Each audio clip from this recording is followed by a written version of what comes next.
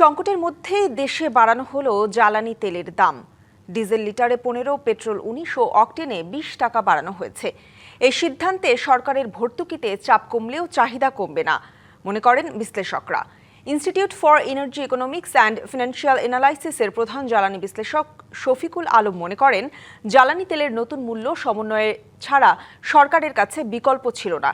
তিনি আরও বলছেন, জ্বালানি তেলের মজুদ সক্ষমতা লক্ষ্যমাত্রা অনুযায়ী বাড়ানো হয়নি, তাই আন্তর্জাতিক অঙ্গনে যে কোনো সংকটই দেশে অস্থিতিশীল পরিস্থিতি তৈরি করতে পারে। বাংলাদেশ সরকার বিভিন্ন ধরনের জ্বালানি তেলের দাম লিটারে 15 থেকে 20 টাকা পর্যন্ত বাড়িয়েছে। জ্বালানি তেলের দাম মাত্রাতিরিক্তভাবে বেড়ে যাওয়ায় ভর্তুকির চাপ কমাতে বাংলাদেশ সরকারকে এই মূল্য সমন্বয় করতে হয়েছে। ট্রান্সপোর্ট সেক্টরে যদি ইলেকট্রিক ভেহিকেলে ট্রানজিশন করা হয় তাহলে এই জ্বালানি তেলের ব্যবহার কমবে। আমাদের এক্ষেত্রে দীর্ঘমেয়াদী পরিকল্পনা নেওয়া প্রয়োজন। সেটা যদি করা সম্ভব হয় তাহলে আমরা যথেষ্ট পরিমাণ ডিজেল এবং অন্যান্য জ্বালানি ব্যবহার কমানোর সুযোগ পাবো। জ্বালানি তেলের পরিস্থিতি জানাতে আমাদের সাথে রাজধানীর তেজগাঁও থেকে যুক্ত হচ্ছেন সহকর্মী জাকারিয়া খান এবং রাজশাহী থেকে যুক্ত হচ্ছেন সহকর্মী সৌরভ হাবিব। শুরুতেই যেতে চাই ঢাকায়, সেখানে আছেন সহকর্মী জাকারিয়া খান। জাকারিয়া, তেলের দাম আসলে সর্বনিম্ন 15 থেকে 20 টাকা পর্যন্ত বাড়ানো হয়েছে। এতে ফুয়েল স্টেশনগুলোতে যানবাহনের চাপ কমেছে কিনা এবং সাধারণ মানুষের প্রতিক্রিয়াও জানাবেন। জি, এখনো পর্যন্ত কিন্তু যে জ্বালানি তেলের মূল্য বৃদ্ধি করা হয়েছে তার ফলে যা চাপ কমবে বা এই ধরনের কোনো কিছু কিন্তু আমরা দেখিনি।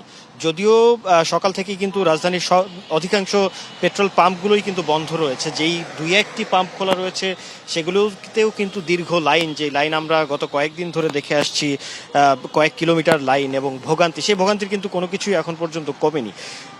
আমি দেখতেই পাচ্ছেন যে তেজগাঁয়ের যে পাম্পটিতে আমরা রয়েছি সেই পাম্পটিতে কিন্তু তেল দেওয়া বন্ধ থাকলেও কিন্তু যে বাইকের যে লাইন, যে সিরিয়াল, সেই সিরিয়ালে কিন্তু মানুষ দাঁড়িয়ে রয়েছে এবং তারা সারা রাত এখানে দাঁড়িয়েছিলেন এবং এই তেলের জন্য অপেক্ষা করছেন তারা। আমি একটু চেষ্টা করব একজনের সাথে কথা বলার।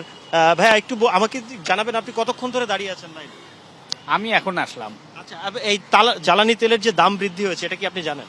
না, জানি না। আপনি এই সম্পর্কে অবগত না। আচ্ছা ভাই, আপনি একটু আপনার কাছে একটু জানতে চাই যে নতুন যে দাম বৃদ্ধি করা হলো এটা আসলে কি প্রভাব পড়বে আপনাদের জীবনে, বা এটা কতটা প্রভাব পড়বেই? কারণ হচ্ছে আপনার ইনকাম তো আর বাড়ে নাই। হ্যাঁ, পার লিটারে 20 টাকা বাড়া মানে তো অনেক প্রভাব পড়বে। প্রতিদিন আপনার 20 টাকা করে খরচ বেড়ে গেল মিনিমাম। তো সবার ক্ষেত্রে একই প্রভাব। হ্যাঁ, আমি একটু ভাইয়ের কাছে আপনার কাছে জানতে চাই যে জ্বালানি তেলের যে দাম বৃদ্ধি হলো এটা আপনি কিভাবে দেখছেন? জ্বালানি তেলের দাম বেড়েছে, বাট এটা আরো কম বাড়লে ভালো হতো। আপনার 2-4 টাকা 5 টাকা, কারণ 20 টাকা আপনার পার লিটারে। আর আমার মনে হয় না এরকমই থাকবে, অ্যাভেলেবেল হবে না, এরকম লাইন ধরেই থাকবে ন্যাচারালি। তারপরও আবার 20 টাকা হিউজ, এটা অনেক বেশি। যেমনটি আসলে শুনছিলেন যে জ্বালানি তেলের যে দাম বৃদ্ধি হয়েছে সেটিতে কিন্তু তেমন কোনো প্রভাব পড়বে না, এমনটি মনে করছেন সাধারণ মানুষ এবং ভোক্তা পর্যায়ে যারা রয়েছেন। এবং তাদের যেটি বলছেন যে আসলে আর একটু কম দাম বৃদ্ধি করলে হয়তো সেটি তাদের জন্য আরও ভালো হতো। তারা হয়তো আরো সাশ্রয়ী মূল্যে তেল ক্রয় করতে পারতো। এবং আরো যে বিষয়টি যেটি সামনে আসছে, বিশেষজ্ঞরা বলছেন যে এই দাম বৃদ্ধিতে কিন্তু জনজীবনে দ্রব্যমূল্য বৃদ্ধি সহ বিভিন্ন পর্যায়ে জনজীবনে ভোগান্তি হতে পারে। তো রাজধানীর তেলের পাম্প থেকে তেলের দাম বৃদ্ধি নিয়ে সাধারণ মানুষের যে প্রতিক্রিয়া, সেই প্রতিক্রিয়া এতটুকু ছিল আমার কাছে। জাকারিয়া, আপনাকে ধন্যবাদ।